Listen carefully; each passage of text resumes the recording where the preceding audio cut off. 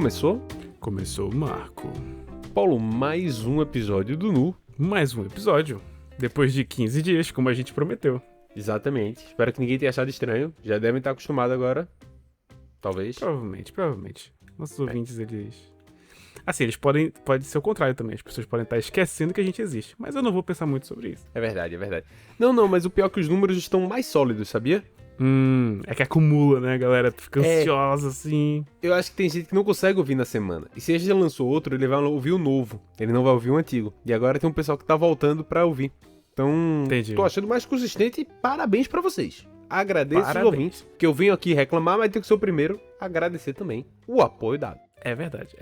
A consistência inacreditável das Exatamente. coisas quinzenais. Exatamente. Então, eu já aproveito aqui, já tá ouvindo esse episódio, já vai ali, ativa o sininho, se inscreve no canal. Então, se tá vendo no YouTube, inscreve no canal. Se for no Spotify, já segue no Spotify. Se possível, faz isso em todos, entendeu? Exatamente. Dá aquele apoio. Uhum. E aí você dá play e volta pra escutar a gente. Que agora você já tá seguindo, eu tô mais tranquilo com você. É verdade. Vamos criar aqui o senso de comunidade do Nu Aleatório, né? Que aí é um... Eu sinto que a gente cria meio que uma conversa onde o ouvinte não tá participando, mas ele tá ouvindo. Ele é tipo como se fosse o... Você tá aqui, entendeu? Parado aqui. Você tá participando de uma Exato. conversa. Às vezes você tá até respondendo. Que é muito parecido com qualquer conversa que você tem comigo presencialmente também. Que eu falo muito e não deixo as outras pessoas falarem. Então, tá tipo Faustão. Às vezes. Eu não tinha reparado nisso. Talvez eu fale muito também. Talvez seja por isso que a gente tem um podcast. Talvez a gente tá tentando monetizar esse talento. Exato. Paulo, hoje o episódio é sobre uma pessoa conhecida É verdade. de muita gente. Hoje o episódio é sobre o Seu Jorge. Sobre o Seu Jorge. Exatamente. Burguesinha. Pensei em fazer essa piada com outros Jorges, mas tive dificuldade de encontrar outros Jorges pra gente mencionar. Cara, eu consigo pensar em várias. Vários Jorges? Eu não conheço poucos Vários Jorge. Eu consigo pensar no Seu Jorge. Eu consigo pensar no Jorge Jesus, o ex-técnico do Flamengo, e eu nem sou do futebol. Eu consigo pensar no George Harrison, George R.R. Martin. Ah, não, mas com G não conta. Eu consigo pensar no país Geórgia, entendeu? Não, Consigo... pô, não, pô, com G não conta, pô. Com G não conta, pô, é outro nome, pô. Claro que conta. O original em latim é Geórgios, né? Não, mas imagina que se eu digo, assim, tu conheço vários Paulos. O Paul McCartney não é um Paulo. Eu argumentaria que é. O Faz Paul parte. McCartney não é um Paulo, pô. É claro que é. Tu imagina te chamando ele de Paulinho? Paulinho. Claro que sim, pô. Não, pô. Já chamei várias vezes, pô. Pode perguntar. Paulinho McCartney. Não tem nenhum problema com isso. Tá bom. Beleza? Tá certo. Agora pronto. Porque, afinal, quando é pro nome dele ser o Marco Túlio, o cara lá romano, é ok? Porque é o Marcos Túlios whatever. Pô, pera aí, pô. E agora que eu sou o Paulo e eu quero me identificar com o Paul, com os Paolos e com os Paulos, ele me vem com essa história. Pô, mas a combinação Marcos Túlios é brabo, pô. Porque o Cícero... Porra, é Marcos Túlios Cíceros, porra. Se fosse Paul Gonçalves, alguma coisa assim, eu daria também essa pra tu. Mas não é, pô. Que? Não é. Todo nome que vem em latim de alguma coisa é luz, tipo assim, Marcos, Paulos. Eu sempre acho que é alguma coisa meio que inventada, tipo assim... Pô, tá com preguiça de inventar nome, tá ligado? Não parece um nome real. Enfim. Mas pronto, o episódio não é sobre o Seu Jorge. Não. Mas é sobre alguém sobre o qual o Seu Jorge já falou. É verdade. O seu xará, o Jorge da Capadócia. Jorge da Capadócia. Ele veio lá da Capadócia, montado no seu cavalo, na mão a sua lança. Ele não tem medo do perigo? Não, acho que ele tem medo do povo brasileiro, não. Também não é isso. Não. Lá da Capadócia, no seu cavalo, na mão a sua lança. Ele... Povo brasileiro, com fama de não, guerreiro. Com alma de lutar. Eu não sei qual é o problema dele com o povo brasileiro, mas é o povo brasileiro, esqueci o verbo. Mas sim. É alguma coisa do povo brasileiro. Exato. Exatamente. Alguma coisa o Jorge, que nasceu lá na Palestina, tinha alguma coisa com o povo brasileiro. Que a Exatamente. gente vai chegar lá. É verdade. Que a Capadócia não é na Palestina, Paulo. Não. Capadócia não é na Palestina. E a gente Mas- aprende isso, inclusive, eu aprendi isso, pelo menos, na novela Salve Jorge. Muito boa, inclusive. Muito boa. Recomendação aí no artístico de graça aqui pra você, beleza? Só deixar É isso verdade. claro. Uma recomendação pra audiência portuguesa, na verdade, assim, né? Se vocês Cara, tiverem a se oportunidade... se duvidar, eles já assistiram o mesmo tempo que a gente. Eu acho que passou aqui, Salve Jorge. Não, sim, mas assim, se não conhece essas novelas, a Globoplay, ela tem um serviço de streaming que É verdade. cobre aqui. Então, se você tem alguma curiosidade sobre essas novelas, tem várias novelas que são muito boas. E Salve Jorge é uma delas, É verdade. que está disponível na plataforma. Exatamente. A gente Fica não aí receber a nada recomendação. da Globoplay por isso é um absurdo, né? É, por enquanto. A gente vai colocando tudo na planilha do Excel, depois manda o orçamento lá pra eles. Eles vão fazer. Eles vão chamar a gente pra uma reunião e rejeitar a gente igual o Bingo, tá ligado? O Rei das Manhãs. Se rejeitar a gente fez com a Record, viu? A gente vai estar aqui. Só de raiva. A gente vai estar aqui fazendo a 10ª temporada dos Reis. A gente vai dirigir a versão cristã de Jorge. pra Exato. Capadócia. Moana live action. Quem tu vai Moana escalar se pra converteu. Quem tu vai escalar pra ser o Jorge? Na Record ou na Globo? Na Record. Quem tu escalaria? Pior que a Record gosta muito de ator que já foi galã Uhum. e agora tá um pouco mais cansadinho. É. Ou que tá, tipo assim, um tempo de férias, sabe? Sim. Pô, sabe um cara que seria... O cara que fez... Ih, vai ser difícil lembrar do nome dele, mas o que era o par romântico da Marjorie este ano em Malhação. Uhum. Esse cara. acho- Pode crer. Esse cara, que é o vocalista da Vagabanda. Vocalista da Vagabanda, exatamente. Boto fé. Esse seria um bom Jorge, eu acho. Não seria um bom Jorge? Seria um bom Jorge. Qual é o nome dele, Marco? Vamos chamar Guilherme ele. Berenguer. Guilherme Berenguer. Guilherme Não, Berenguer, onde é que você ele tá? Se pá, ele tá lá na Record, viu? Esse pai mora em Lisboa, tá ligado? A gente manda um DM pra ele agora mesmo. Ele começa a participar do episódio, já fala do projeto. Cadê? Hoje tá aí, ó, na Record. Ele tá hoje em papel com A Vida de Jó. É bom que a gente já fecha aí com o contrato deles. Ó, caramba. De Jó pra Jorge é só G, entendeu? Sabe o que eu acho interessante? É que Tipo, A é muito Record- longe pra fugir do assunto. o bom que é da Record é pra fazer... Eles economizam com o roteirista, né? Perceptivelmente. Porque é só adaptação, né? Sim. Tipo, qual é o livro que a gente vai fazer agora? Aí eles puxam a Bíblia Sagrada. Exato.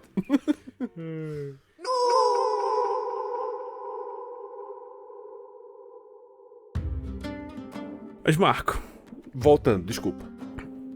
Jorge da Capadócia. Continue. Jorge da Capadócia, na verdade, ele é uma figura muito... Como é que eu posso dizer? Eu me surpreendi um pouco com a minha pesquisa, Paulo, na Uhum. verdade. Eu achava que teria mais informação. Eu também. Não é? Tipo assim, se tu olhar e pensar assim, ok, o que eu tenho de registro histórico sobre o Jorge da Capadócia? Tipo assim, o que é irrefutável sobre o Jorge, assim, sabe? Tipo, Uhum.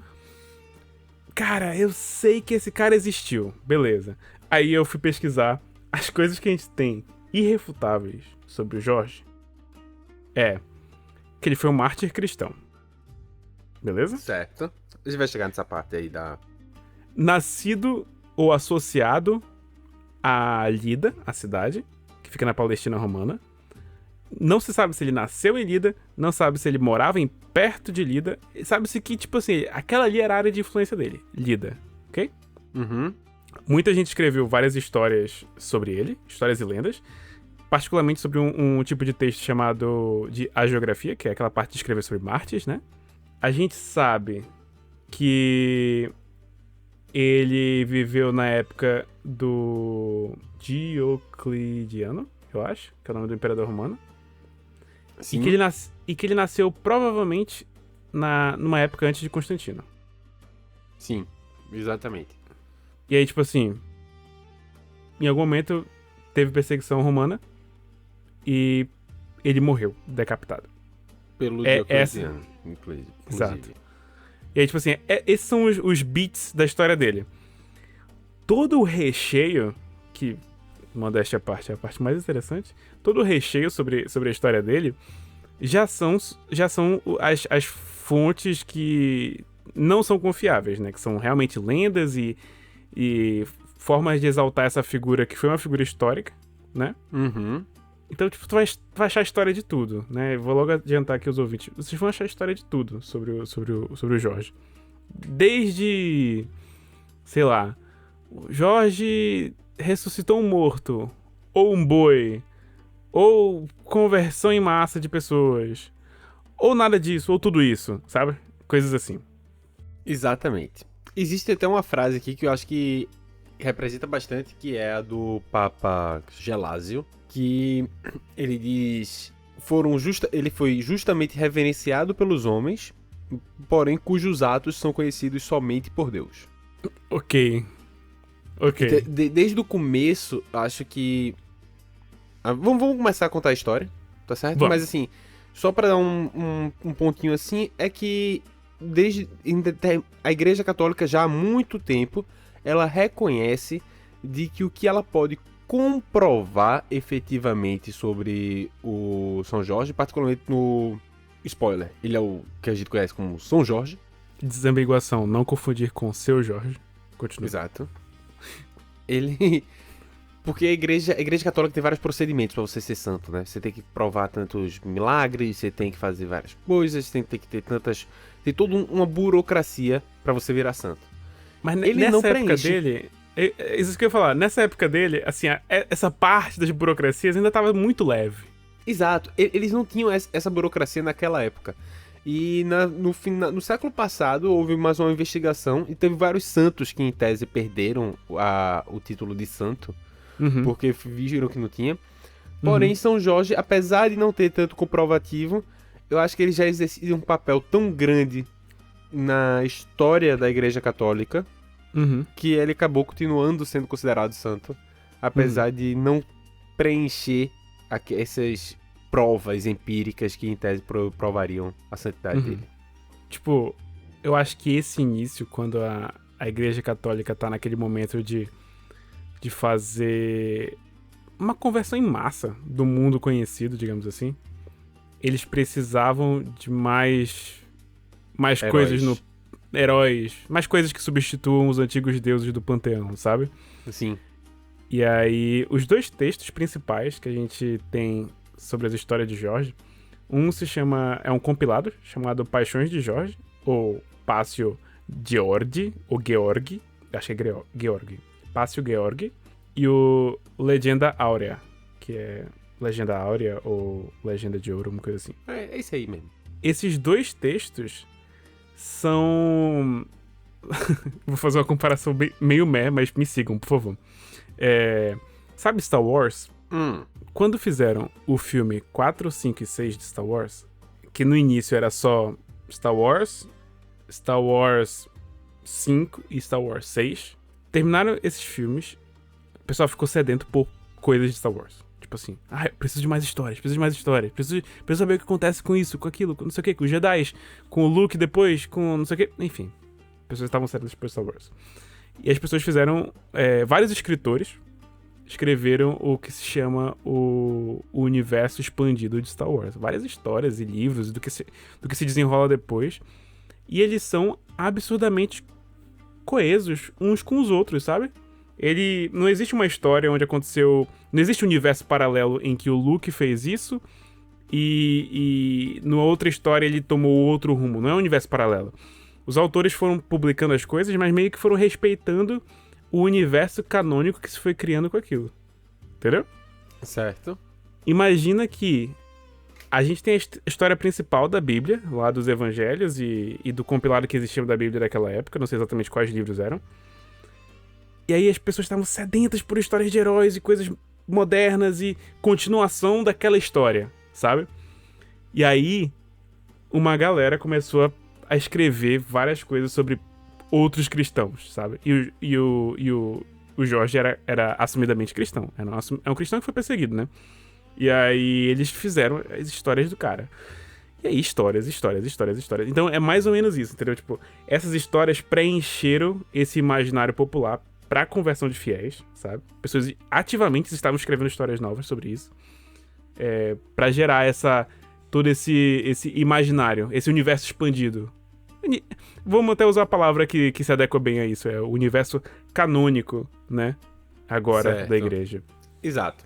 O Jorge, que é nascido naquela região ali da Capadócia ou de Lida, fica próximo. Uhum. Na verdade, se diz mais que ele nasceu na Capadócia e foi pra Lida quando era criança, ou isso não é muito claro. Ou, como diria o país Geórgia, onde eles se chamam Geórgia toda baseada no critério de defenderem que o Jorge nasceu ali, na verdade.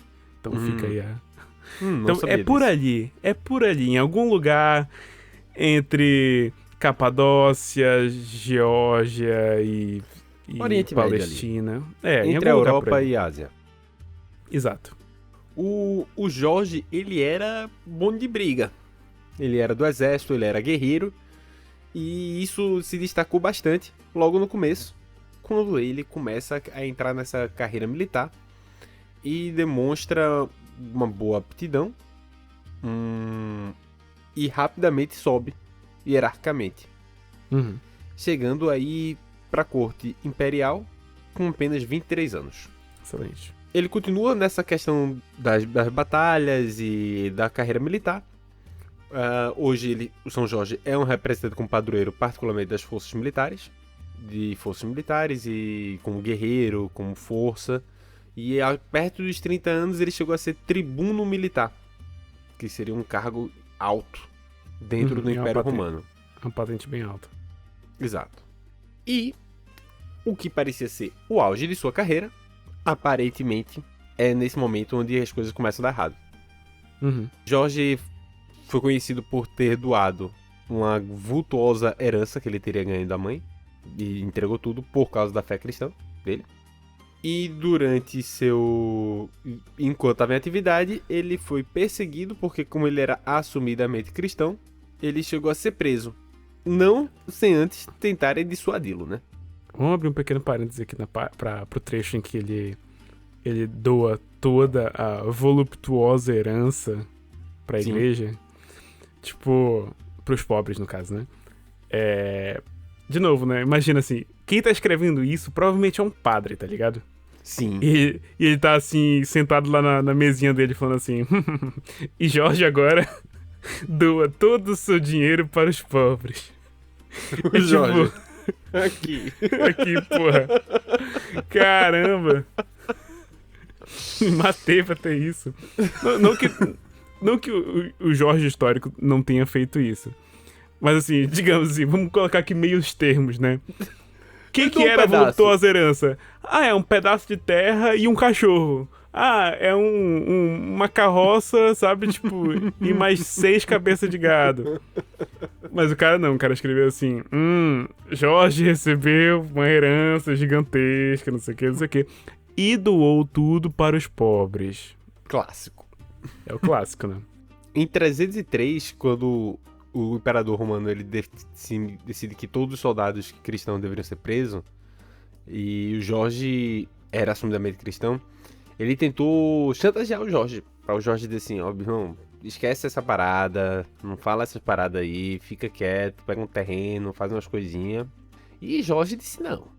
Montar de seu cavalo, disse não. Tem versões que falam sobre essa dissuasão de maneiras diferentes, né?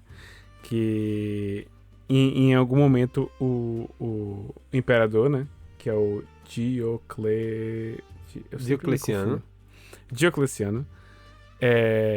Que ele falou assim: todos os soldados do exército romano vão ter que prestar tributo aos deuses pagãos e fazer qualquer coisa lá, né? Tipo, qualquer coisa lá que seja contra a fé cristã. Digamos, de novo, Sim. vamos lembrar que quem tá escrevendo a história é um padre. Aí tem vários momentos em que na história ou o Jorge tava com os homens dele e rasgou o edital, assim, sabe? Tipo, o pergaminho e jogou fora, tipo assim. Meio que nem Dom Pedro I quando recebe, assim, tipo assim, O dia do fico. O dia do fico não, o dia da independência do Brasil, assim, que ele tá lá se cagando, ele recebe assim, ele fala assim, eles querem mesmo é que não sei o que, tá ligado? Lembra dessa cena, assim? Sim, sim. É a mesma cena, só que com o Jorge agora, tá ligado? É a mesma cena. Tipo assim, Exato. eles querem que não sei o que. E existem outras histórias que, tipo assim, tava de frente pro imperador e ele se recusou. Ele falou assim, não vou fazer isso, não sei o que, não sei o que, não sei o que. Exato. Ele realmente mantém a fé cristã e o que faz com que ele seja torturado várias vezes, tá certo? Uhum. Ele foi muito torturado, mesmo tentando ser tagiado e tudo pra abrir mão e dar fé, e ele disse que não. E ele acaba sendo... O Diocleciano manda degolar ele em abril de 303, dando fim à vida do Jorge, Uhum. por ele não ter aberto mão da fé cristã dele. O que o tornou um mártir, né? Uhum. Isso per si já é uma grande história. Você sendo bem sincero, assim, qualquer grupo, não falando nem só de fé, mas qualquer grupo que você tem alguém sendo torturado e que mantém até o final a sua própria convicção ali, essa pessoa vira um mártir. Não tem pra onde. Exato. E assim começa a lenda de Jorge, de que ele ganha esse poder de mártir como um guerreiro. Aí vem o ponto das lendas, que são as coisas que são acrescentadas. Isso que eu acabei de contar é a história não questionada. Uhum. A gente pode falar, feito o Paulo falou, sobre o que era uma herança, o que foi essa tortura, o que foi a chantagem, tudo bem, mas são detalhes, os fatos eram esses. Uhum. A partir de agora, são coisas não necessariamente confirmadas. Exato. É a parte onde o floreio criativo agora do autor, né? Ou dos Exato. autores.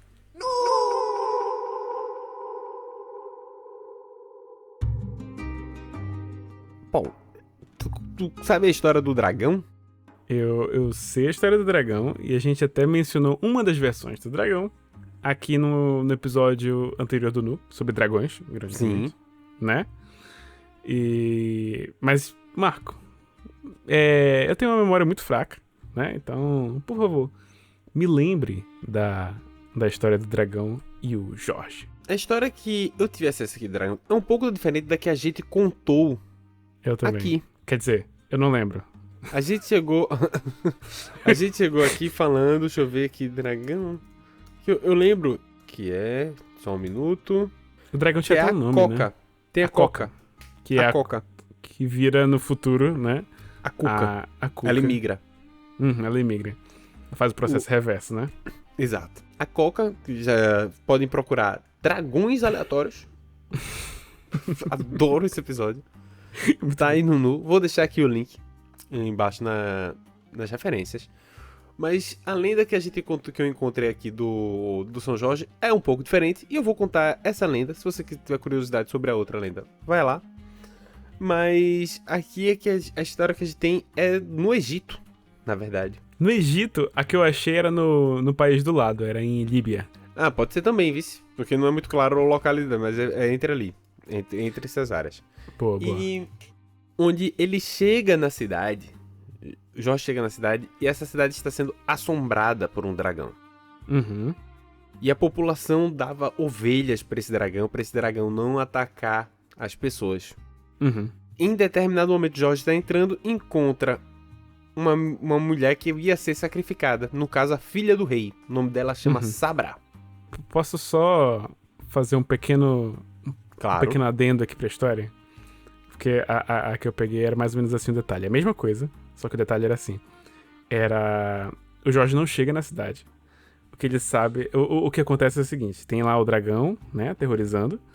E aí, a cada X tempo, que eu não sei quando é que o dragão come, eles vão e dão lá as ovelhas, né? E aí depois eles começam a sortear as pessoas da cidade. E não ficou muito claro se eles sorteiam todo mundo da cidade ou se eles sorteiam, sei lá, só as mulheres. Porque, foda-se, misoginia, tá ligado? Sim. E aí, saca só. Adoro isso. Adoro histórias medievais. E aí, a filha única do rei é sorteada. Marco, tu consegue ver? Tu consegue imaginar um mundo onde, sei lá, a filha do Donald Trump foi sorteada pra ser oferenda pra um dragão? E vai ficar, e vai ser, tá ligado? Assim, dane-se. Dane-se. Aí o rei fala, beleza. Exato. Naquela época, a voz do povo era o que importava. Exato. Exatamente. No poder centralizado do rei, é realmente a voz do povo é que importa. Exato. Aí, beleza. Aí vestem ela com as roupas reais, né? E deixam ela lá no local onde o dragão vai chegar. E o Jorge tá passando por ali. Tipo, ele tá tipo assim... Sabe? E aí, tipo... E aí, o que tá acontecendo? Aí ela explica todo esse rolê que eu falei pra vocês agora. E ele falou assim... Hã? Que viagem, meu irmão. Que dragão é esse? Mostra aí esse dragão. Aí ela fala, vai, o dragão vai chegar. Ao invés de a burra falar assim, beleza, um otário vai ficar no lugar e sair correndo. Ela ainda tenta salvar o Jorge. Ela tenta salvar o Jorge. Ó as ideias. Enfim. Continua a história, desculpa. O dragão que era conhecido por ter um hálito venenoso. Esse detalhe. O dragão parecia muito com cobra naquela época, né? Então, aí vê que negócio engraçado, você vê. Um hálito venenoso. O que se assemelha muito àquelas lendas do dragão de fogo, sabe? Que cospe fogo. Às vezes é só o hálito, tá? Você pá. É um erro de tradução, quem sabe. E naquela região tem muito crocodilo, pô. Tanto na Líbia quanto no Egito. Tem muito verdade. crocodilo. É verdade. O que provavelmente era um grande crocodilo que vivia ali. Provavelmente era isso. Devia ser um crocodilo cabuloso. Devia ser um crocodilo cabuloso. Inclusive, todas as figuras e iconografias do Jorge não é um dragão do jeito que a gente conhece hoje, com asas grandes e... É sempre um bicho que parece um jacaré. É verdade. Sempre parece jacaré. Um jacaré, meio cobra, meio não sei o quê. Muito provavelmente era um grande crocodilo, o dragão que ele mata. E pronto. E aí ele vai lá defender a Sabra, mata o crocodilo, o dragão, e acaba casando com Sabra. Esse detalhe não tá na minha história. Continua. Ele casa com Sabra. Isso é uma coisa interessante, porque a imagem... Isso é uma coisa que eu acho que as pessoas esquecem quando a gente discute religião. Que a ideia da virgindade dentro de pastores, de padres, de representantes da igreja ou de símbolo de pureza, ela não é algo que foi pra sempre... Ela não era algo, tipo, extremamente protegido, sabe? Não. Tem uma data em que a igreja passou a exigir o celibato celestial, celibato... o celibato católico, né? A grande história lá de Maria na Bíblia é porque o fato que ela engravida virgem, entendeu? Não é por causa que ela era virgem e essa era o símbolo da pureza dela, entendeu? É pelo milagre. Sim. Mas na própria Bíblia existem inúmeros relatos de casais, inclusive os casais que são considerados nomes válidos como bons cristãos. Acho que não sei se é a Ruth ou a Raquel, alguém que pega lá no lago e volta. E eles consomem o casamento antes da fé, antes de efetivamente estarem casados. Tem lá tipo todo assim, rolê e tal.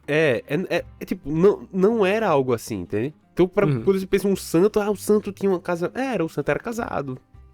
Porque, tipo, não é no requisito do santo não ser casado. A real é que, tipo, assim, eu acho que das figuras bíblicas, eu acho que só o nosso caro Yeshua, também conhecido como Jesus, né? Não foi casado. Até onde se sabe, né? Não quero aqui levantar coisas religiosas, mas na Bíblia não fala que ele foi casado. Na Bíblia também não fala que ele teve 14, 15, 16, 17, 18, pode ser até os 32 anos.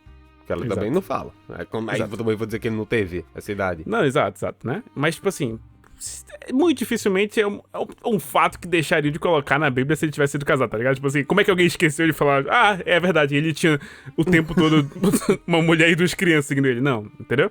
Então, ok, muito provavelmente ele não foi casado. Por qualquer motivo que seja.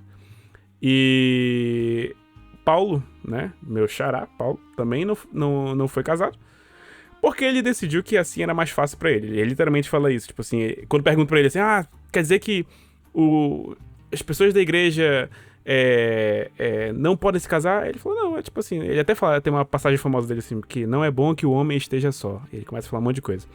E aí, inclusive, a recomendação das pessoas casarem só com uma pessoa foi uma recomendação que veio já no Império Romano, porque é assim que as pessoas faziam no Império Romano. Mas o costume hebreu antigo era que as pessoas casavam com várias esposas. E a recomendação de Paulo era que os líderes da igreja só tivessem uma esposa. Mas era uma recomendação também, não era algo obrigatório. Mas isso, o Império Romano usou essa passagem pra dizer assim, segundo a Bíblia, é obrigatório que as pessoas se casem com uma pessoa. Entende? Então tem todo esse jogo, assim, ao redor de tudo isso. Tem algumas discussões interessantes aí, mas eu acho que a gente vai acabar saindo do tema. Não, desculpa. Eu só... Não. Me perdi. Não, eu gosto. É porque dá vontade de entrar nessa discussão. É isso. Mas, sim. Pronto. São Jorge, casado com Sabra. E essa é a história do dragão. Aquele dragão que você vê na lua. Quando você diz, na lua lá, o São Jorge matando dragão. É essa daí. Paulo, essa é a lenda que eu tenho dele. Assim, de algumas coisas, tá certo? Uhum. Ele vira esse guerreiro. Vira um padroeiro de várias forças armadas. Uhum. De novo, quando a gente pensa falar o que eu falei do século passado, que foram fazer uma análise pros santos, o de São Jorge é muito difícil de chegar pra ele e dizer, não, ele não é santo, porque o tamanho que ele tomou é muito grande. Uhum. Ele tá na bandeira, ele tá no brasão de Moscou, da cidade de Moscou. É o Castelo de São Jorge, aqui em Lisboa. Existem anos e anos e anos de importância desse santo na construção da identidade, particularmente cristã. Paulo, aí eu queria que você, se você tem alguma outra lenda, se você não tem outra lenda, porque depois eu vou acabar saindo um pouco de Jorge no cristianismo. Boa. Mas só depois. Eu vou falar só a parte que eu achei que é um pouquinho diferente da lenda que eu tinha sobre o dragão. Nesse final, o Jorge luta com o dragão, né? Na lenda que eu achei. E aí ele... O dragão fica, tipo, igual como em Pokémon, quando os Pokémon estão, tipo assim, sabe, tipo assim, tu consegue capturar. Sim. Ele vai lá e fala assim pra princesa, usa o teu cinto e amarra o dragão. E ela vai lá e amarra o dragão com o cinto, né? E aí depois eles pegam uma cordinha e vão puxando o dragão, e ele vai andando assim, tipo assim, com a orelhinha abaixo, tá ligado? Vai andando assim até a cidade junto com eles. Aí lá no meio da cidade, Jorge... Nessa história, o Jorge não se casa com a princesa, ele só leva lá o dragão pra cidade. E ele fala assim, eu me ofereço pra matar o dragão. Aí todo mundo... Aí ele... Se vocês se converterem ao cristianismo... Aí todo mundo... Aí ele vai lá e mata o dragão nesse momento. Não, mas... Ele fez, senão eu solto ele aqui. Aí ele vai lá e mata o dragão. E é assim que ele converte todo mundo ao cristianismo. E pronto, ele volta a ser um cavaleiro andante. Ele não fica na cidade, sabe? Sim. Eu acho muito interessante essa parada dele como guerreiro. E é a figura... Sei lá. Imagina assim, assim como o mundo atual gosta de estereótipos de herói muito específicos, a galera naquela época também gostava, né? Tipo assim, acho que ele não foi o primeiro história de guerreiro, assim. Eu tinha até visto que esse arquétipo de história de santo derrotando um dragão, salvando uma cidade, nesse estilo mais ou menos, às vezes casando com a princesa, às vezes não, enfim, mas esse arquétipo de história, ele não começou com o Jorge, essa história já existia também. Eu não lembro qual era o santo original, digamos assim, mas tem em outras histórias, sabe? E essa história tem versões gregas dela, tem versões de quase todas as religiões ali que permeavam aquela época, sabe? E aí qual era o nome do... Tem uma história do Perseus, eu acho. Perseu e Andrômeda. É a mesma história. Só que sem ser dragão é outro monstro, tá ligado? Perseu, que pra quem não sabe é o Percy Jackson. Exatamente. O Percy Jackson. Tá, eu tenho algumas histórias aqui do Jorge, desse compilado de histórias que a Igreja Católica fez, mas eu tenho só resumos delas. Eu vou dizer aqui algumas das coisas que ele fez no período em que ele estava sendo perseguido pelo Império Romano, beleza? Vai. Vamos lá. Nas Paixões de Jorge, ele sobreviveu a torturas extremas, ele sofreu várias execuções e sobreviveu às execuções. Então ele não sofreu na execução. Ele sofreu a execução, tava lá, imagina assim. Execução, pelo quê? Roda roda com lâminas.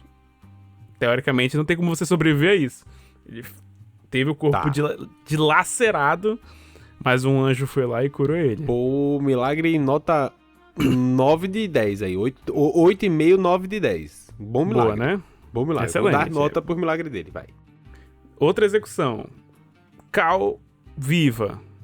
Jogaram cal no cara. E cal mata? Cal? Mata. Cal de obra? Cal de obra.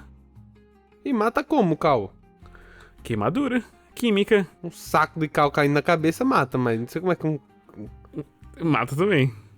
Mano, se E calcinha mata, pô. A gente já falou isso no episódio de Grécia. É justo. Mas cal Imagina- mata, não sabia que cal mata, não. Cal mata. Ah. Não, Cal é mas o quê? sobreviver a cal é mais fácil do que sobreviver a uma roda de lâmina. Eu botaria nota 7 de 10 pra sobreviver ao cal. Deixa eu Meu ver pedreiro aqui, sobrevive a cal também. Pois é, mas acho que aquelas queimaduras são cabulosas, né? Deixa eu ver aqui. O cal é óxido de cálcio. Ó, devido à sua reação vigorosa quando em contato com água, pode causar irritação severa quando inalada, ingerida ou em contato com os olhos. Beleza? Entendi. Olha, ó, em 80 d.C., o general romano Quinto Sertório dispersou nuvens de cal numa caverna pra asfixiar as pessoas dentro. Então fica Entendi. aí os perigos da construção civil. Bom. Mas eu botaria nota 7 ainda. Acho que roda de lâmina é mais brava. Vai.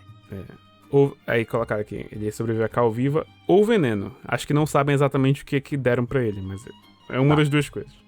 Sapatos com pregos em brasa. E ele continuou andando sem nenhum problema. Vixe. 8. Eu acho que esse aí é mais um... É mais a tortura, né? Não sei se mata também. Também, naquela época, antes do antibiótico, tudo mata, né? É, a galera morria de diarreia, pô. Exato. Hoje, pra mim, uma quarta-feira, a galera morria. Número 2, de História de Jorge. Ele já ressuscitou dos mortos. Não, desculpa, ele já ressuscitou mortos. Aí é 10 de 10. Ressuscitar mortos é bom. Ressuscitar mortos é bom, é 10 de 10. Exato. Tem uma história aqui que o Jorge ressuscita um homem morto. E essas histórias, ou às vezes ele ressuscita um homem, ou ele ressuscita um boi. Mas é a mesma história. Acho que deve ter algum problema na tradução. Tá, ressuscitar um boi não é 10 de 10, não. Um boi é maior. Ressuscitar um... Não, mas... Mas olha só, presta atenção. Eu vou definir o menos, boi. né? Eu vou definir o boi. Um 8,5. Porque a galera definir- também não sabe ver boi direito, né? Boi pode fingir que morreu. Mas eu acho que isso é mais fácil com o humano. Pensa assim, Alto da Compadecida. Na hora que o João Grilo João Grilo e... Chicó. Chicó. Estão lá combinando aquele negócio do... E aí Sim. o Chicó vai... É o Chicó ou o João Grilo que ressuscita, sim? É o Chicó, É né? o Chicó. O Chicó ressuscita, aí depois, quando faz isso com o João Grilo morre. Exatamente. Aí o Chicó faz... Né? Isso dá pra combinar entre dois humanos. Mas tu não consegue combinar isso com um boi. Imagina assim, falar assim, vou colocar bala falsa aqui. Aí pá, e o boi morre. E aí tu faz... Aí o boizinho... Bom argumento. Close Bom argumento. na mão. Aí o boizinho. Ou na pata, né? Bom argumento. Gostei. Vou subir pra 8,5. Apesar de que eu ainda considero que, levando em consideração o milagre como real, acho que ressuscitar um humano é mais legal. 10 de 10. Entendi. Mas, claramente, colocando em asterisco aqui a dúvida sobre a realidade da história.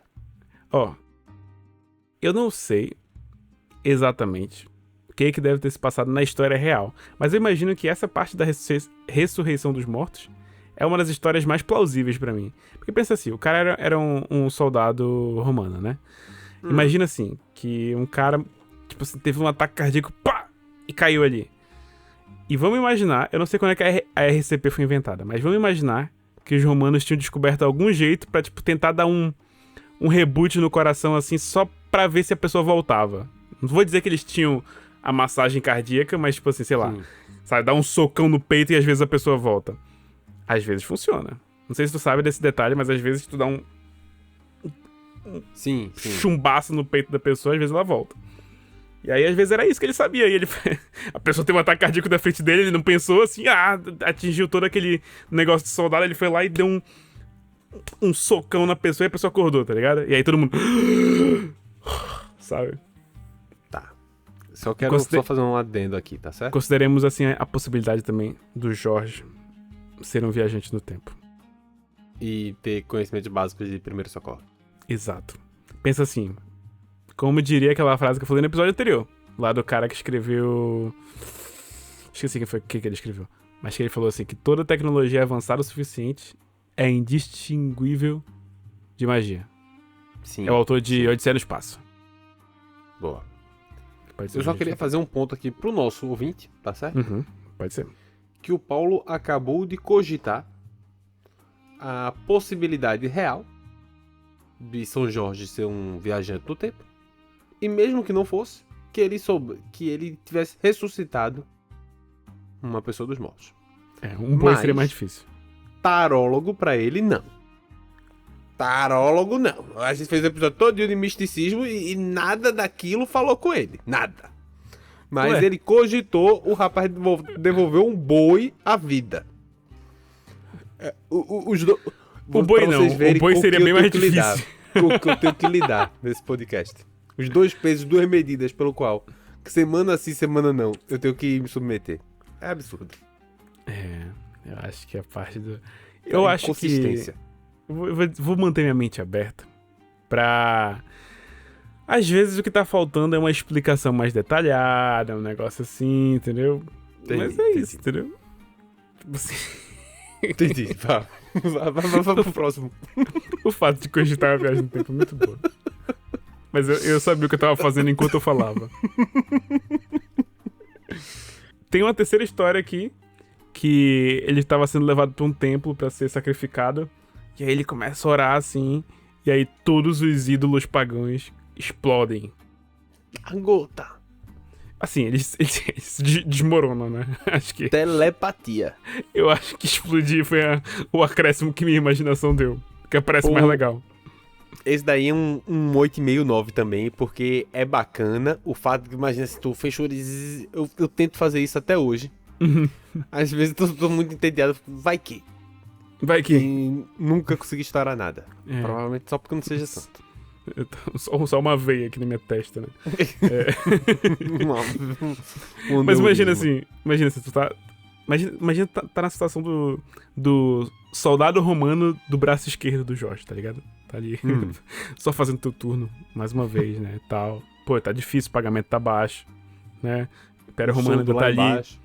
Muitas invasões bárbaras, tá ligado? O Império Bizantino já acontecendo e tu tá tipo assim, pô, beleza, o Império Romano tá meio mal das pernas, né? Vou levar aqui. Quem é esse cara? Esse aqui é o Jorge e tal. O cara era ex-tribuna, whatever, né? O cara era picão, legal. Bora. Aí tu ouve o cara fazendo assim, ó. Aí tu fala, eita porra. Aí o cara tá em latim, tá ligado? Santos, invictus, sabe? Aí tu tá no meio do templo pra só executar teu trabalho, tá ligado? Aí do nada, todas as estátuas explodem. Meu amigo, eu me converti ali mesmo. Que foi o que aconteceu. A religião que fizer isso comigo, que fizer isso, a primeira vez que eu ver, eu me converto, filho. Eu tô tranquilo. Esse é o filme. Aí, pá, os santos explodem, as pessoas se convertem, dirigido por Michael Bay, tá ligado? Sabe, um negócio assim. Entendi. É assim que passou na minha cabeça quando eu li a história. Tem o lance de o Jorge ter convertido a esposa do Diocleciano, que eu acho que o padre que escreveu isso, ele tava, tipo assim, ele foi na maldade. ele foi na maldade e ele fez uma referência direta. A esposa de Diocleciano, as pessoas às vezes chamam ela de... Não sei se era o nome dela de verdade, não sei se tem registro disso, mas as pessoas chamam ela de Alexandra, beleza? Certo. O cara converteu a esposa de Diocleciano. O que o Alexandre o Grande fez com a esposa lá do Fenício lá? Do Persa. Desculpa, do Persa. Ele botou pra cima. Botou Engravidou pra cima. ela e tudo. Exato. Isso aqui é uma referência direta. O cara converteu a esposa de Diocleciano. Não fala como, mas ela basicamente testemunha alguns milagres dele, tipo assim, sei lá, levantando boi, explodindo líder pagão, tá ligado? E aí ela se converte ao cristianismo. Eu me converteria também. Vendo qualquer um desses daí, são bons milagres. Exato. São Jedi, né? São Jedi. E é isso. Esses são alguns dos milagres. E aí, tipo assim, a ideia é que as multidões foram se multiplicando, vendo esses milagres e tal, não sei o que, e conversão em massa. Basicamente, a parada dele era conversão em massa, né? Ele era mais B2B do que B2C, tá ligado? Ao invés de chegar pra cada pessoa, ele era mais assim, o cara que vendia pras multidões, entendeu? Entendi. Quem não entendeu, B2B é business to business e B2C é business to customers. Tu tem que estar muito dentro do mundo corporativo, já Tu tem sem que estar alma, muito já... cansado. Tu tá muito cansado já. Tem que estar pra tu numa pegar essa. sexta-feira, hein? Tá todo mundo cuidando da sua vida. Tem um amigo tendo filho, o outro jogando tênis, o outro postando nova dieta. E tu tá pensando assim, caralho, B2B, B2C. Sabe? Enfim. É isso.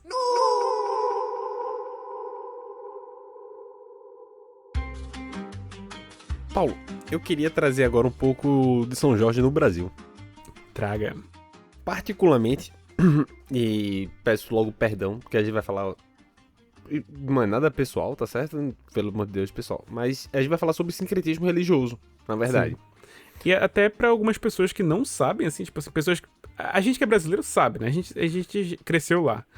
Uhum. Mas as pessoas não sabem da figura importante que Jorge é dentro do Brasil. Pra várias cidades, né? Ele é o padroeiro do Rio de Janeiro, se não me falha a memória. Ele é padroeiro de algumas forças armadas ao redor do mundo, talvez do Brasil também, não tenho certeza. Também. É.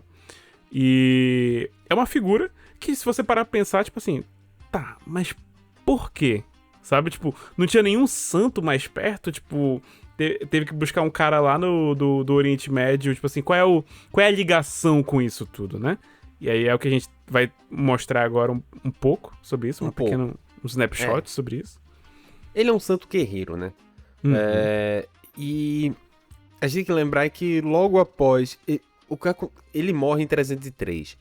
A gente vai passar ainda por toda aquela parte dos templários, das cruzadas, onde Jorge vai ganhando cada vez mais poder não, mas assim, fiéis, porque a igreja, de certa forma, tem um quê meio militarizado também. Sim. Durante esse período. Então, Jorge acaba sendo um protetor nessa área. Ele tem uma ligação muito forte com Portugal. E isso acaba indo pro Brasil. Junto com a colonização. O que acontece no Brasil, pra mim, eu acho que é algo que eu acho muito bonito. É algo que eu tenho orgulho um pouco da nossa cultura. Que, apesar de ser originado de uma problemática muito séria, o sincretismo religioso pelo qual a gente passou, ele construiu uma identidade cultural que eu considero meio única. Você tem, por exemplo, e o São Jorge, ele é um bom representante disso. No dia 23 de abril, quase daqui a um mês, vai ser celebrado no Rio de Janeiro o dia de São Jorge, que também é o dia de Ogum. E existe uma ligação direta entre essas duas entidades, apesar de religiões totalmente diferentes. Quando os escravizados chegam ao Brasil, eles são proibidos de exercer suas tradições religiosas. As religiões de matriz africanas, elas acabam sendo perseguidas, e numa tentativa de manter vivo suas próprias tradições, muitas vezes houve essa espécie de sincretismo, onde se via Lembra que a gente falou no episódio do Alexandre o Grande sobre os gregos viam Zeus e Amon-Ra como uma mesma coisa. Apesar de entender ser separado, eles entendiam apenas que talvez outro povo o interprete e o veja de uma forma diferente da que eu vejo e deu outro nome que não a que eu dei. O sincretismo religioso no Brasil não aconteceu nesse modo de cabeça aberta, mas ele evolui um pouco para esse caminho. Porque era normal, por exemplo, você esconder estátuas de Iemanjá ou fazer ritos a Iemanjá disfarçado de ritos para Nossa Senhora. E a mesma coisa aconteceu com Ogum e São Jorge. Você tinha uma imagem com um santo católico em cima e embaixo do altar estava escondido as imagens ou materiais de rito das religiões de matriz africana. O que a gente perdeu muita informação. Não é muito claro, às vezes é confuso a própria informação sobre a Umbanda ou Candomblé. Às vezes eles acabam se misturando muito porque eles foram sendo exercidos da forma que dava para ser exercido, não da forma que eles estavam tentando desde o começo ser. Então existe muito essa mescla. E quando a gente fala de anos e anos e anos e anos e anos de evolução nesse sentido, o efeito não vem só de um lado. Não é como se a população negra escravizada visse São Jorge como Ogum, mas que essa conexão também era vista do outro lado. E o Rio de Janeiro, hoje, particularmente, eu falo muito do Rio por causa da força que São Jorge tem lá, ele é muito associado à imagem de Ogum. Ambos são... O Ogum é um orixá guerreiro. Isso é até interessante, que Ogum ele perde um pouco da característica que ele tinha originalmente na Nigéria. Que Ogum, ele era um orixá que ele era como se fosse o Hefesto dos deuses gregos. Ele era o ferreiro, ele fazia os instrumentos. E originalmente ele era tanto o deus da guerra, porque ele fazia as armas, quanto o deus da agricultura, porque ele fazia o material. Só que quando ele vem ao Brasil, a agricultura ela não traz uma associação boa. Porque, entendeu? Porque eles estão trabalhando com a agricultura. Então ele acaba virando muito mais um representante do ferro no sentido de guerreiro. Isso associa muito com a ideia de que eles tinham a São Jorge. Então, essa associação, particularmente no Rio de Janeiro, é muito grande. Vem muito dessa questão do sincretismo. Eu vou deixar aqui uma matéria do G1 embaixo, muito interessante sobre como a evolução dessa conexão é tão forte. São celebrados no mesmo dia. Essa celebração no mesmo dia, de novo, existe a razão disso. Às vezes ela passa por mágoas muito grandes e por dores e por atitudes erradas que foram tomadas e implementadas durante séculos no Brasil. Muitas vezes o colonizador utilizava-se dessas datas e dizia que também era a data do outro para ele tentar uma aculturação de certa forma. Só que eu acho que essa é a parte da cultura brasileira. O sincretismo ele veio que vai dos dois lados. Do mesmo jeito que um entende isso, o outro também acaba a abraçar um pouco aquela outra ideia. E hoje no Rio de Janeiro isso é muito claro. E é engraçado, eu falo do Rio de Janeiro porque São Jorge é associado a Ogum no Rio de Janeiro, mas não necessariamente em todos os estados. Na Bahia, por exemplo, São Jorge é associado a Oxóssi, que é o caçador, que é a orixá caçador do caso da caça. Então existem essas diferenças. Mas, pronto. É muito parecido, feito as ondas, que é pra Iemanjá, que pula também no dia de Nossa Senhora. Tanto pra São Jorge quanto pra alguns, se são celebradas feijoadas. Fazem feijoada. O que parece uma festa de santo muito legal. Pelo amor de Deus, fazer uma feijoada. É que, tipo assim, da hora, né? Brabíssimo. Brabo. Brabíssimo, pô. Graças a Deus a gente teve o sincretismo, pô. Porque senão a gente só ia pra fazer procissão, pô. Agora a gente faz uma feijoada, pô. Bom demais, pô. E ele sempre... O São Jorge, particularmente no Brasil, ele tem muito essa questão da força, da guerra, não da guerra, mas da luta. E ela pode ser uma luta não necessariamente física, mas pode ser emocional, pode ser mental. Eu tenho um certo apego à oração de São Jorge, porque uma vez eu estava no centro espírita, eu já falei aqui que eu sou espírita. E uma vez um uma das pessoas com quem eu tava me consultando falou assim, ó, leia a oração de São Jorge. Ela vai ser... você vai gostar. Brabíssima. Eu não tenho nenhum apego com a oração de São Jorge em específico, assim, meu lado religioso é bem mais uma crença ultra pessoal, assim, coisa assim. Mas eu adoro, inclusive as versões musicalizadas da oração. Eu acho brabíssimo, pô. A pessoa que escreveu... A pessoa que escreveu originalmente, assim, imagina, se não foi o próprio Jorge, a pessoa que escreveu... Provavelmente não. Exato. Brabíssima, beleza? Brabíssima. É muito, tipo, é forte. E entender aquilo como, independente de ser um santo ou não ser um santo, entender aquela mensagem que tem ali. É uma forma, a sensação exatamente de você botar uma armadura e de você ir pra frente e E de nem sentir a força pensamento eles possam me fazer mal. Caraca. É bonito. E, tipo, eu tenho esse apego com a oração particularmente. Eu não sou um devoto de São Jorge, mas a oração fala comigo legal, porque eu realmente acho que é quase um mantra de força que fica. Posso fazer uma confissão pra ti? Pode? Na novela Salve Jorge, até hoje, até o momento do dia de hoje da gravação, em que eu tava estudando pra fazer o material, né? Eu não tinha sacado quem era o Jorge de Salve Jorge. Tá ligado? Tipo assim, por que a novela se chama Salve Jorge se a história não tem a ver com o santo, tá ligado? Quem é o Salve Jorge? Eu não tinha sacado que era o policial, tá ligado? É ele, sabe? Tipo assim, ele é o Jorge, sabe? Mas ele é do exército. E isso, tipo assim, ele é um guerreiro. Exato. Eu não tinha sacado essa parte. Cara, podia ser muito óbvio pra todo mundo. Pra mim não era, tá ligado? Eu saquei, tipo assim, hoje. Eu fiquei... eu tenho que reassistir essa novela, sabe? É bom. Assim, é uma história de... É realmente aquele ar de luta, sabe? E voltando pra aquele lado do sincretismo que eu falei assim, tá, na Bahia, por exemplo, ligado ao Oxóssi, uma outra coisa que é muito interessante existem algumas menções, eu não entendi direito, tá certo? Que, tipo, por exemplo, a Ubanda, o Candomblé, são diferentes raízes, diferentes religiões de matriz africanas. Uhum. Mas, por exemplo, a Ubanda, ela tem pontos, certo? Que é aquelas músicas. Sim. Certo? Certo. Alguns pontos, vê que curioso.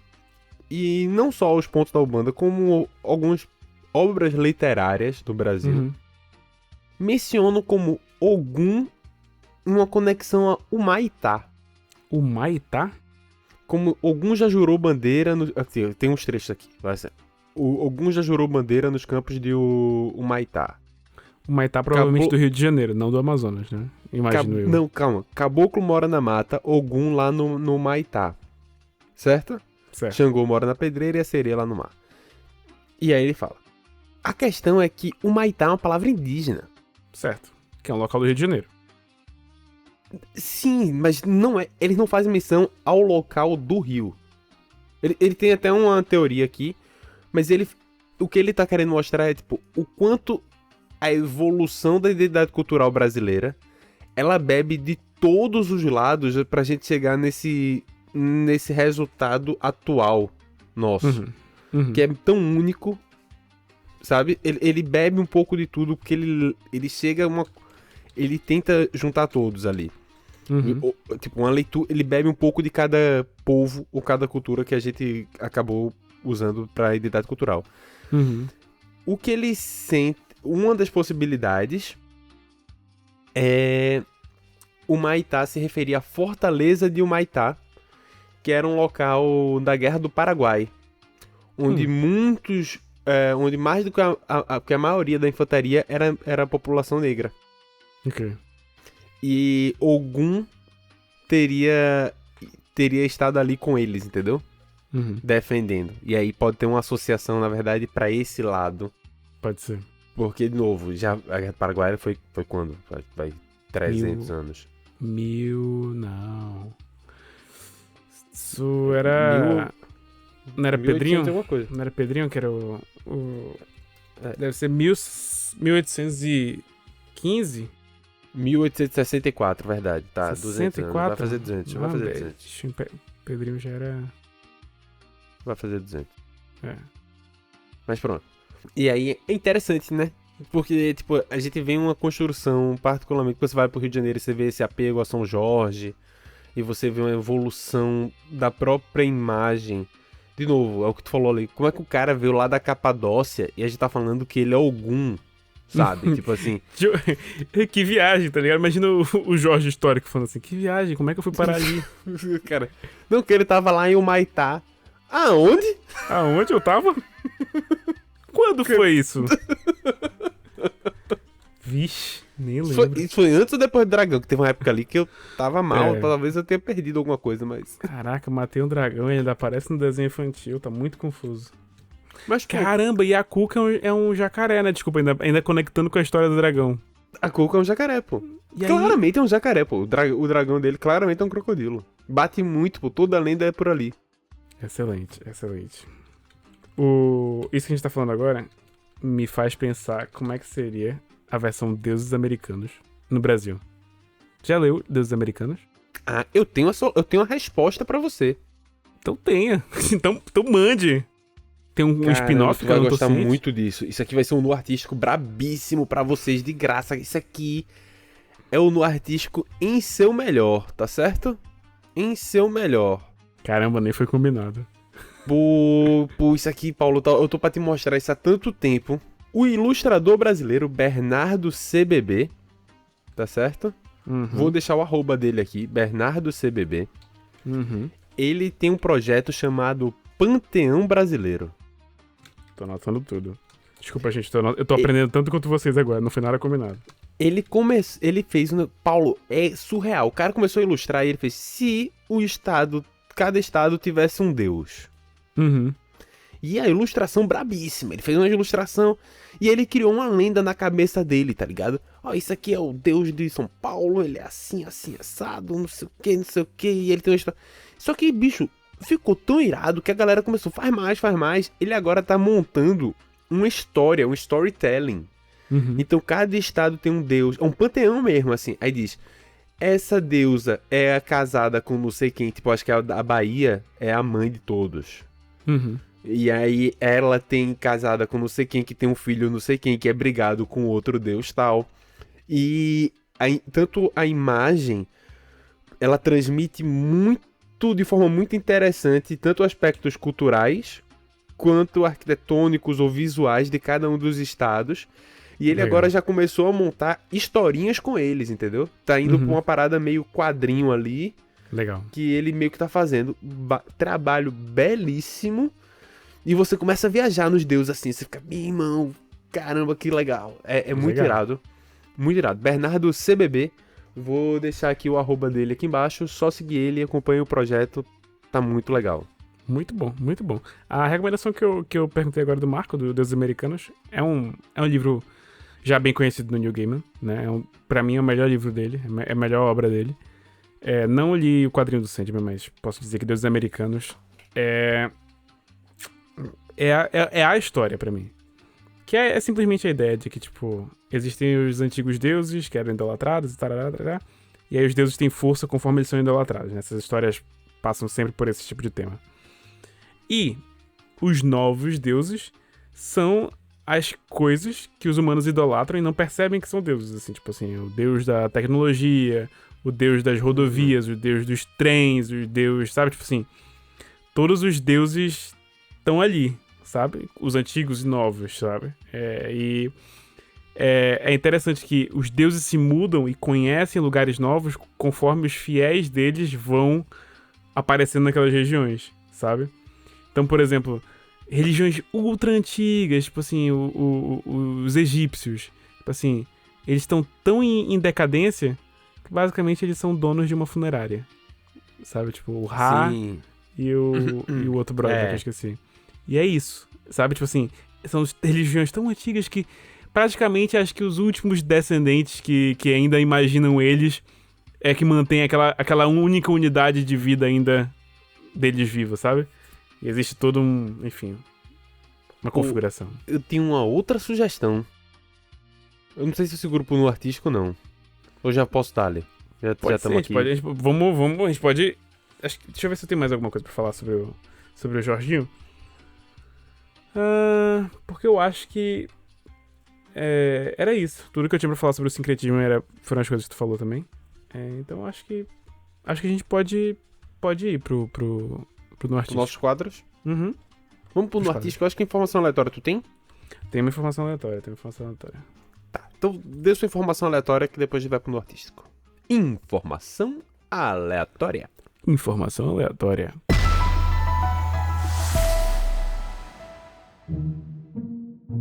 Marco, vou trazer aqui uma informação aleatória do Paulo do Antigo Testamento, clássico, assim, tipo assim, aquelas coisas que é o tipo de coisa que só eu provavelmente teria essa informação salva em algum lugar da minha massa cinzenta. Que eu vou trazer aqui a página do Wikipedia Books in France, beleza? Ok. Books in France. Que é a história dos livros da França, beleza? Em 2018, tipo assim, 5 das maiores firmas do mundo sobre livros são francesas. Ou seja, a França é um dos maiores consumidores de livros do mundo. Beleza? Certo. E aí, tipo, a história sobre isso é fascinante. Tipo, em 1200 e blá blá blá, 1292, que eu acho que é a época mais ou menos que a Universidade de Coimbra estava surgindo.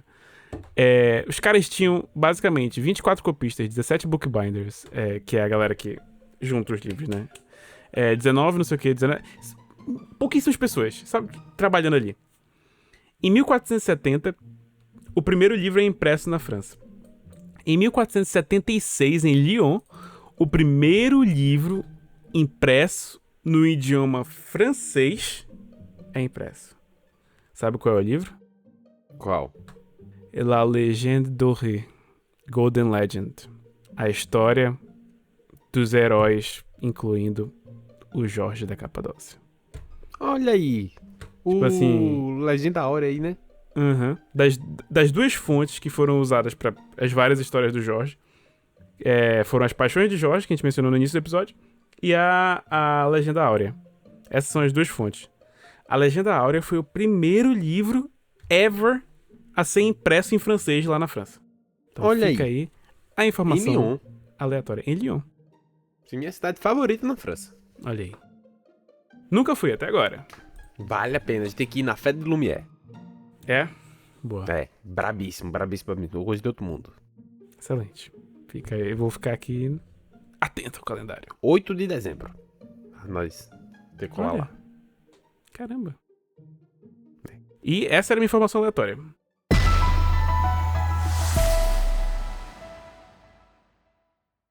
Vamos para o nosso próximo quadro, então. No artístico. No artístico.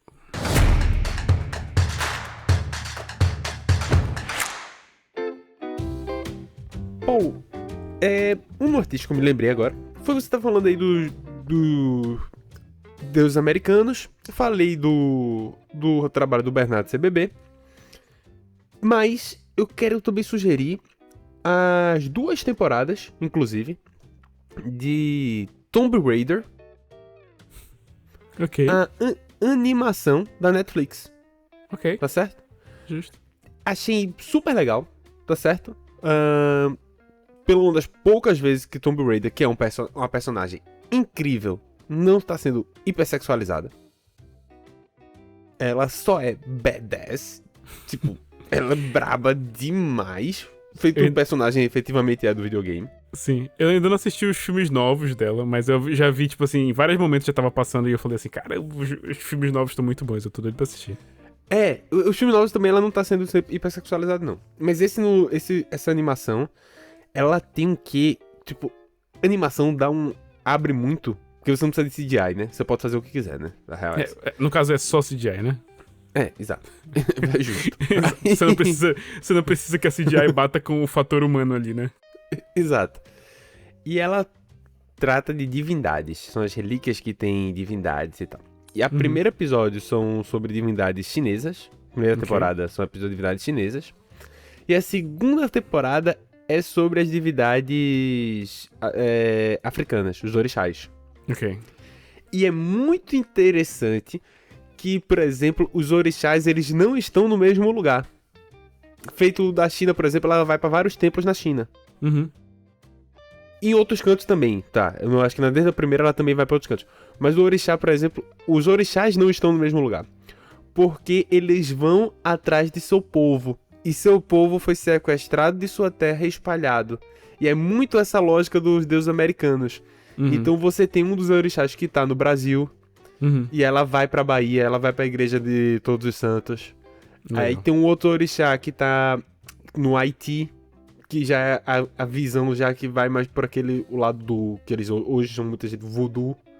E os diferentes tipos de religiões de matriz africana que evoluíram fora do próprio território.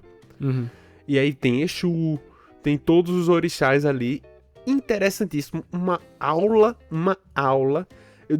Eu chegar e parar pra ver esse bicho, eu preciso pesquisar só uma coisinha ou outra, só pra ver se, tipo, é confiável isso que eu tô vendo. Porque eu vou começar a utilizar essa informação que eu tô vendo em Tomb Raider como um fato, tá certo? Como fato. E eu comecei a investigar, aparentemente os caras fizeram uma pesquisa muito boa. Excelente. E realmente, tipo, a mitologia trazida ali, ela é, tipo, existem alguns pontos que parece que há discordância dependendo das raízes e estudos que vão ali, mas o trabalho de pesquisa foi muito bem feito. E tem esse trabalho do Orixás, particularmente na segunda temporada, muito bom. Tem que ver a primeira pra entender a segunda, por causa da continuação do centro da história. Mas, de primeira, animação muito boa. Excelente. Muito boa recomendação. Você tinha uma recomendação também, não tinha? Ou não? Tinha uma recomendação também. Recomendo aí a música que eu mencionei no episódio, do Jorge da Capadócia, na versão dos Racionais MCs. Excelente. Eu acho que a versão original é do Jorge Ben, mas fica a recomendação dos Racionais. Muito bom. Boa. Fica aqui também a música Ogum, de Zeca Pagodinho e Djonga. Que na verdade tem a versão só do Zeca Pagodinho, mas tem essa nova versão com Zeca Pagodinho e Djonga. Muito bonita também. Que é muito boa também. E Paulo? Terminou? Terminou.